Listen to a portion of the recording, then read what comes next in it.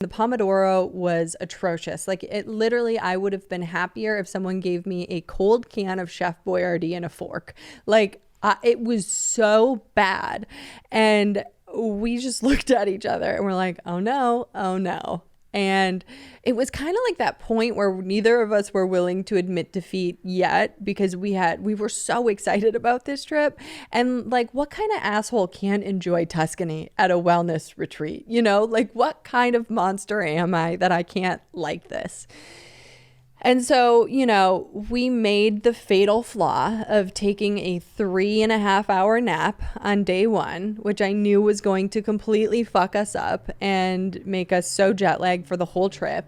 And I've been to Europe enough to know that, like, if you do that, you ruin your whole trip. But we were so gassed. We were so tired. There was nothing to do. The Wi-Fi wasn't working.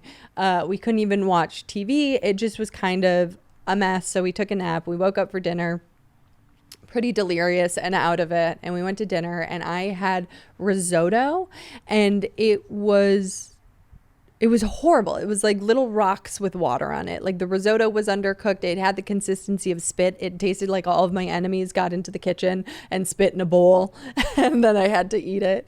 And he had a beef ragu and there was no sauce. It was just shredded beef and noodles. And then he finally drank enough to be like, I don't fucking live like this. He's like, what are we in fucking Punta Cana? And I was like, oh, thank God.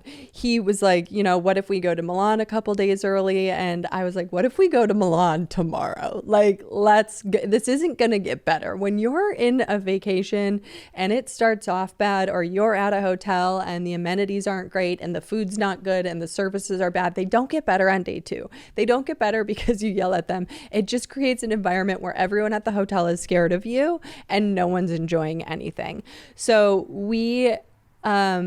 you know, we pitched a little bit of a fit. They took us on this tour. It was like this impossibly long tour of the property, and they wanted to show us all the thermal spas, and the thermal spas were filled with Russians. And I just was like, what is this? Are we bobbing for babushkas here? Like, what is happening? And no shade to Russians at all, but if you're there, I don't want to be there.